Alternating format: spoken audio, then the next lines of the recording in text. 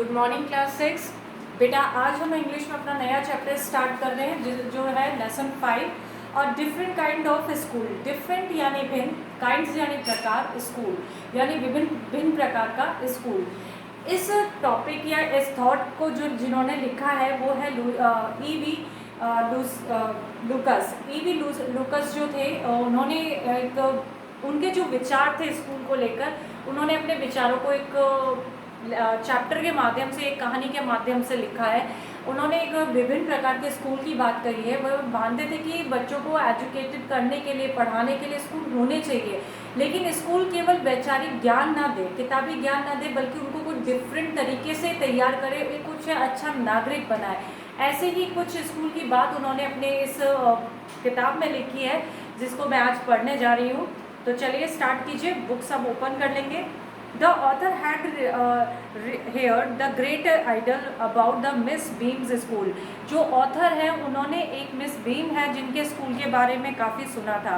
It was unlike other ordinary school। उन्हें जो सामान्य स्कूल होते थे वो कम पसंद आते थे। It follow a new method of teaching।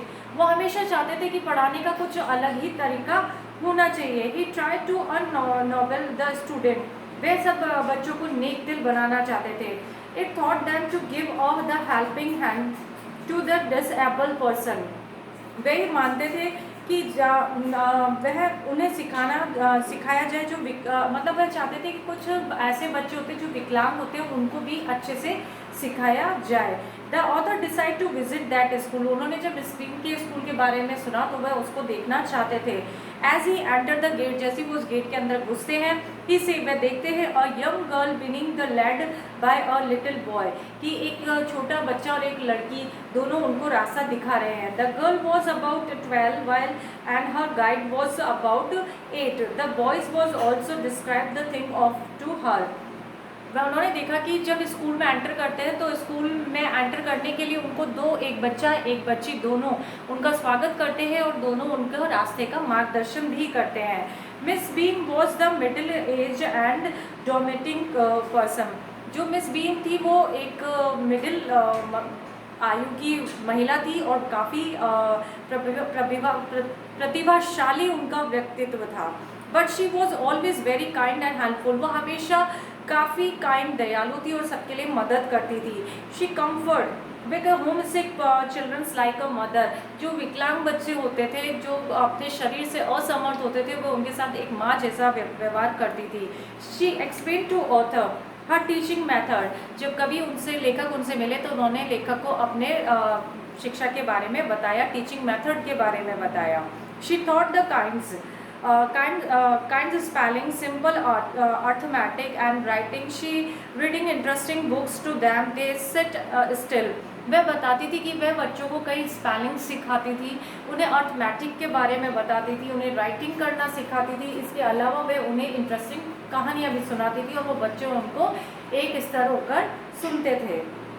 The real aim of Miss Beam school was not to teach sincere thoughts but thoughtfulness। जो मिस बीम थी उनका जो स्कूल था वो केवल गंभीर लक्ष्यों पर विचार करना, प्रदान करना नहीं, बल्कि बच्चों को कुछ अलग तरीके से शिक्षा देना था। They were trained to be kinds of the other to become good citizens। उन्होंने बच्चों को शिक्षित करने के पीछे उनका एक ही लक्ष्य था कि वह बच्चों को एक अच्छा नागरिक बनाए। वह केवल ये नहीं कहती थी कि बच्चों को सिर्फ किताबी ज्ञान ही दिया जाए, बल्कि उनको ऐसा कुछ बनाया या सिखाया जाए ताकि वो एक अच्छे नागरिक भी बन सके। The author looked out of the window. बात करते करते लेखक जब खिड़की से बाहर देखता है, he like the beautiful garden. वह उनका बगीचा देख के बहुत खुश होता है। But he was too pained to see the some children not too healthy and active looking. वह कुछ बच्चों को देखकर बहुत निराश होता है जो कि स्वस्थ नहीं थे। Some girls had their eyes bandage, a girls walking with the help of the crutch. उन्होंने दिखाया कि जब लेखक था उसने खिड़की में से जब बगीचे को देखा तो उसमें खेलते हुए कुछ ऐसे बच्चे उसे दिखाई दिए जो कि शारीरिक रूप से असमर्थ थे, यानी कुछ विकलांग बच्चों को देखा, कुछ ऐसे ब्लाइंड लड़कियों को देखा जो कि चलने फिरने के लिए, इधर उधर जाने के लिए व्हील चेयर का या बैसाखी का सहारा ले रहे हैं। Miss Bean explained that the none of the students was really blind, creepy, lame. उसने मिस बिग ने लेखक को बताया कि यहाँ बहुत से ऐसे बच्चे जो वास्तव में जिनको दिखाई नहीं देता, जो ढंग से सुनाई नहीं देता, जो सही से चल फिर नहीं पाते। They were playing different roles as a part their training. उन्होंने ये भी बताया कि ऐसे बच्चों को वो ट्रेन करने के लिए वो अलग अलग प्रकार की गतिविधियों को करते हैं। They were thought to share in the misfortunes of other. वह ये बताते थे, ये जताते थे और बच्चों को कि जो बच्चे वास्तव में ब्लाइंड हैं, लैम्प्स हैं, उन्हें क्या दिक्कत होती है उस चीज़ का एहसास वो दूसरों को भी कराते थे। Other children were put only duty to help the needy. अदर बच्चे जो भी होते थे वे उनकी ड्यूटी देती थी कि जो भी बच्चे वास्तव में ब्लाइंड है या विकलांग है वो उनकी मदद करें। So they each one had one blind day, one lamp day, the one deaf day and the dumb day.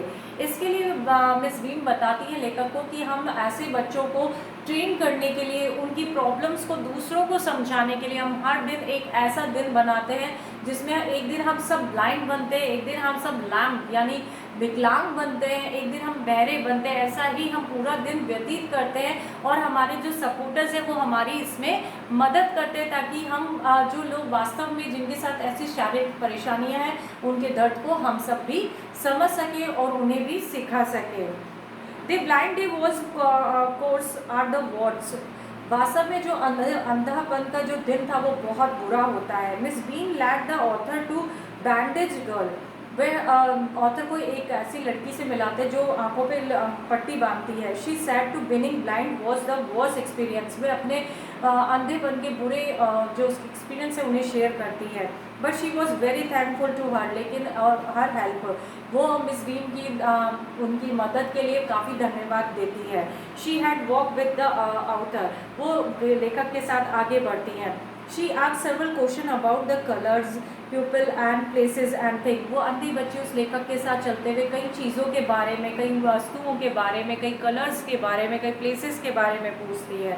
The author try, कोशिश करते हैं लेखक कि his best answer to those question. वह ये कोशिश करते हैं कि उस बच्ची के क्वेश्चंस का वह सही आंसर दे सके। He become the 10 times more thoughtful then ever.